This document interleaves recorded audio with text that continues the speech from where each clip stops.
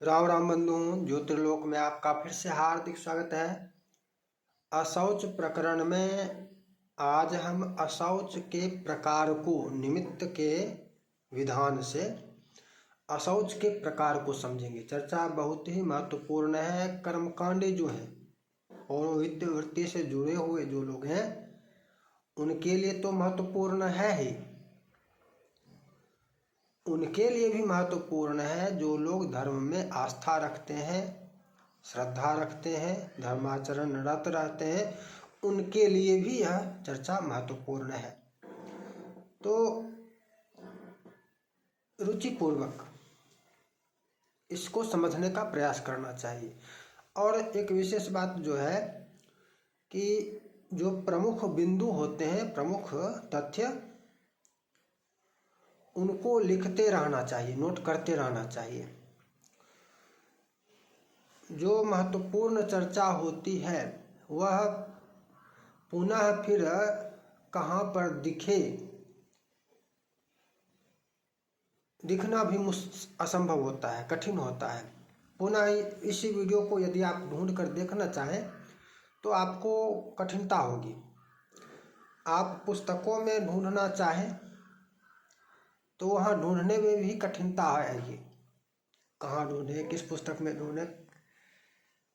और इसको यदि लिख कर रख लें तब स्मरण बने। अच्छा, चर्चा के साथ समझेंगे कि ये सब समझ गए, स्मरण में रहेगा, तो ये संभव नहीं है। इसको लिखना होगा। निमित्त के कारण अशौच के प्रकार को समझेंगे। मुख्य निमित्त क्या है? मुख्य निमित्त जन्म और मरण है। पिंड में 84 पिंड होते हैं, 84 कला या पिंड। उसमें ह्रास वृद्धि होने से अशौच उत्पन्न होता है। और मृत्यु हो तब भी, जन्म हो तब भी उसमें ह्रास वृद्धि होती है। इससे अशौच की उत्पत्ति होती है। तो प्रधान मुख्य रूप से अशौच के 2 प्रकार हैं, ये तो जानते हैं सभी। अशौच के प्रकार को समझेंगे और छोटी सी चर्चा ही करने का प्रयास करेंगे। अशौच के अन्य प्रकारों को पुनः अगली चर्चा में समझेंगे। तो जनना शौच और मरना शौच 2 निमित्त हैं, जन्म और मरण। इससे जनना शौच और मरना शौच, सूतक सावा शौच, सूतक साव, इसको तो सभी जानते हैं। 4 प्रकार हैं। अन्य 2 प्रकार को इसमें सम्मिलित कर लिया जाए तो 4 प्रकार हो जाते हैं। अब इसको नोट करना होगा। निमित्त क्या क्या है? जन्म मृत्यु क्रिया दोषा आशौचे निमित्तानि। जन्म मृत्यु क्रिया दोषा, जन्म मृत्यु क्रिया दोष, 4 बिंदु को लिख लीजिए। जन्म मृत्यु क्रिया दोष आशौचे निमित्तानि, ये अशौच के निमित्त हैं। जन्म से जनना शौच, मृत्यु से मरना शौच क्रिया। अब आइए तीसरा प्रकार। 2 प्रकार की चर्चा नहीं करनी है। जनना शौच और मरना शौच की चर्चा अब नहीं करनी है, वो तो सभी जानते हैं और पूर्व चर्चा हो चुकी है। आगे और भी चर्चा अलग अलग इस पर विस्तृत चर्चा होती रहेगी। अभी अशौच प्रकार को समझ रहे हैं। जनना शौच और मरना शौच को अभी छोड़ देते हैं। 2 प्रकार हैं, केवल इतना ध्यान में रखना है, नोट कर लेना है। तीसरा प्रकार जो है वह क्रिया उत्तर क्रिया। उत्तर क्रिया, क्रिया शौच या उत्तर क्रिया शौच। अब ये क्या? प्रेत से संसर्ग के 8 प्रकार हैं। प्रेत से 8 प्रकार से प्रेत संसर्ग होता है, मृतक से संसर्ग होता है। कैसे कैसे, क्या क्या? रोदनम, किसी के मृत्यु में जाकर वहाँ पर रोना, यह भी एक क्रिया है। पहले 8 क्रिया जान लीजिए, इसको नोट करना होगा। पुनः इस 8 क्रिया को भी लिखना होगा और लिखने के लिए तैयार रहिए। रोदनम, स्पर्शनम, अलंकरणम, अनुगमनम, वहनम, दहनम, उदक दानम, पिंडदानम।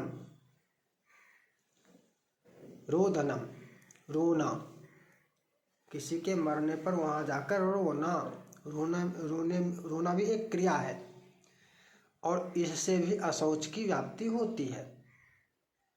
स्पर्शनम, स्पर्श करना, छूना, सबका स्पर्श करना, स्पर्श से भी अशौच की व्याप्ति होती है। अलंकरणम, सबका स्पर्श से तो हो ही जाता है। अलंकरणम, माला इत्यादि जैसे और कुछ देना होना, सबका अलंकार करने से, वस्त्र परिवर्तन इत्यादि, वैसे स्पर्श इसमें भी आ गया। स्पर्श अलंकरण में हो ही जाएगा, किंतु ऐसा भी हो सकता है कि बिना स्पर्श किए ही अलंकरण हो जाए, ऐसा भी हो सकता है। तो स्पर्श रहित अलंकरण करने पर भी वह एक क्रिया है, उससे भी अशौच की व्याप्ति होती है। अनुगमनम, अनुगमनम, श्मशान यात्रा में अनुगमन करना, श्मशान यात्रा में भाग लेना, अनुगमनम।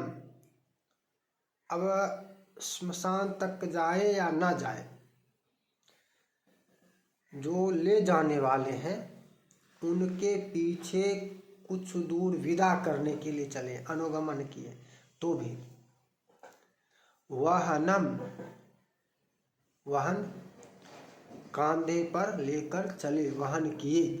अब वाहन में दो प्रकार आ जाएगा। एक, कुछ लोग सबको लेकर घर तक आने की भी बहुत बड़ी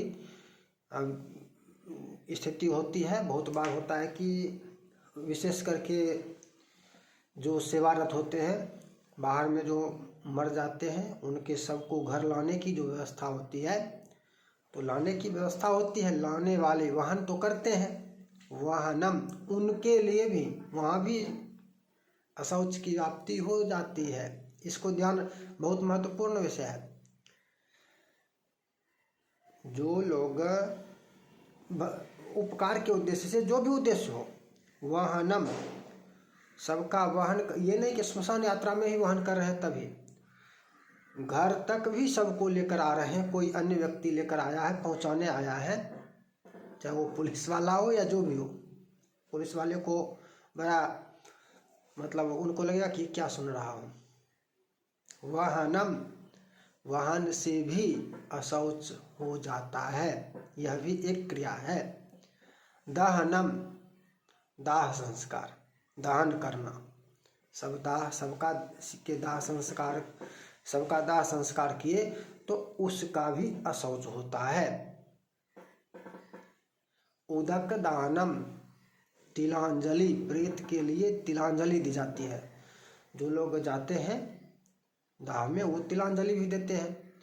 तो उदक दान, प्रेत के निमित्त यदि उदक दान किए, जैसे कैसे, मान लिया जाए ऐसे व्यक्ति को ज्ञात हुआ जिसको अशौच की व्याप्ति नहीं हुई, लेकिन उसने उदक दान कर दिया, तिलांजलि दिया, तो उसको भी तिलांजलि के कारण अशौच होगा।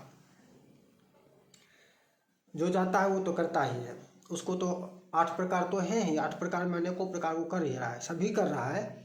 रोता भी है, स्पर्श भी करता है, अलंकरण भी करता है, अनुगमन भी करता है, वाहन भी करता है, दहन भी करता है, उदक दान भी करता है। और 8वां है पिंडदानम, पिंडदान। पिंडदान सभी नहीं करते हैं, किंतु प्रेत के निमित्त जो भी पिंडदान करता है तो पिंडदान का भी अशौच होता है। पिंडदानम, ये 8 क्रिया है। और इन क्रियाओं से इन क्रियाओं के कारण भी अशौच होता है। और ये प्रकार जो है, जैसे पड़ोस में जाकर उसका अशौच आपको भले न लगता हो, लेकिन उसके घर में किसी की मृत्यु हुई, उसमें जाकर आप रोए, सबका स्पर्श किए, अलंकरण किए, अनुगमन किए, भले दान नहीं किए, श्मशान यात्रा में नहीं गए, किंतु इतना भी किए तो भी अशौच अब इसका समय अलग होगा, समय की चर्चा अलग से करेंगे कि किस किस स्थिति में कितने दिन, वो चर्चा भिन्न है।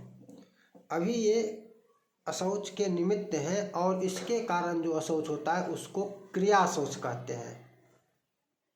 क्रिया शौच, उत्तर क्रिया शौच, मृत्यु के उपरांत उत्तर क्रिया शौच, मृत्यु के उपरांत वाले कर्म, मृत्यु के बाद की क्रिया से संबंधित क्रिया शौच, उत्तर क्रिया शौच।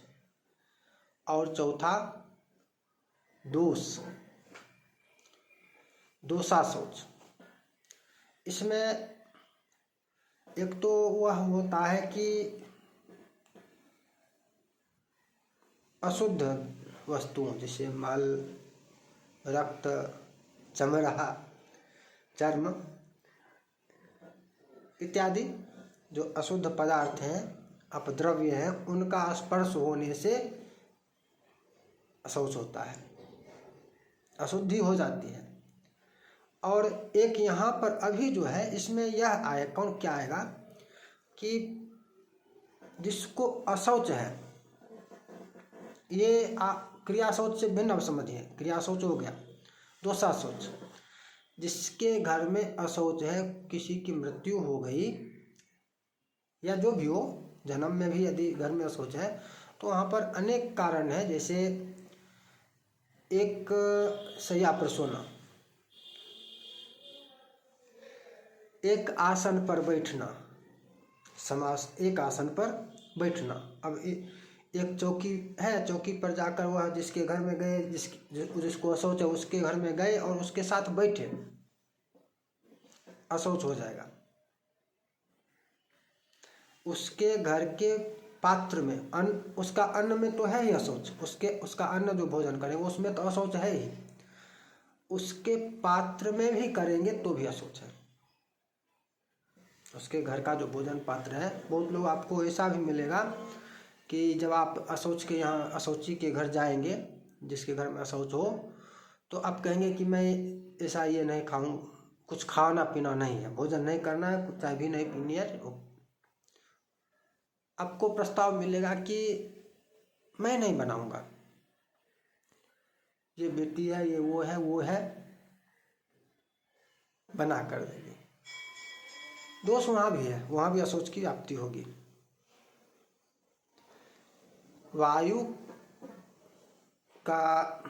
वायु यदि मिल जाए, इतनी निकटता हो जाए अशौची से कि सांस की वायु मिल जाए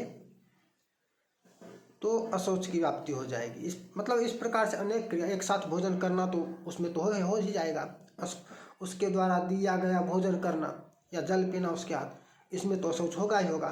तो ये सब दोषा शौच हैं। ये अंतिम वाला जो है कि उस दोष आ गया, दोषा शौच, इसको दोष कहते हैं, दोषा शौच। अब आगे और भी हम, ये आज की जो चर्चा थी हो गई, और ये चर्चा आपको अच्छी लगी हो, और यदि आपने लिखा नहीं है बिंदुओं को तो लिख लीजिए, आगे और भी महत्वपूर्ण चर्चा करेंगे। अशौच के और प्रकार भी होते हैं, और भी समझेंगे, आज नहीं। और एक विशेष बात यह है कि सत्यनारायण भगवान की कथा आपने सुनी होगी, तो ज्ञानम, वहाँ पर आपको एक श्लोक मिलता है, ज्ञानम संप्राप्य संसारे यह परेभ्यो न यच्छति, ज्ञान रूपी हरिस्तस्मै प्रसन्न इव नेक्षते। ज्ञान यदि आपको मिला, आपने दूसरे को नहीं दिया, नहीं देते हैं, यह परेभ्यो न, ज्ञानम संप्राप्य संसारे, ज्ञान प्राप्त करने के बाद इस संसार में, यह परेभ्यो न यच्छति, अन्य को जो नहीं देता है, वितरण ज्ञान दान नहीं करता है, ज्ञान रूपी हरिस्तस्मै प्रसन्न इव नेक्षते, भगवान ज्ञान रूपी हरि जो है उसके ऊपर प्रसन्न होने की इच्छा भी नहीं करते हैं। तो चर्चा अच्छी लगी हो, ज्ञानवर्धक हो, तो इस चर्चा को आगे भी बढ़ाने का प्रयास कीजिए, और आगे बढ़ाने में प्रत्यक्ष विमर्श आप अन्य लोगों से कर सकते हैं, और ये वीडियो भी साझा करना इसमें एक योगदान माना जाएगा। तो वीडियो को भी आप जहाँ तक हो सके साझा करने का प्रयास कर सकते हैं। फिर मिलेंगे नई चर्चा के साथ। जय जय श्री राधे।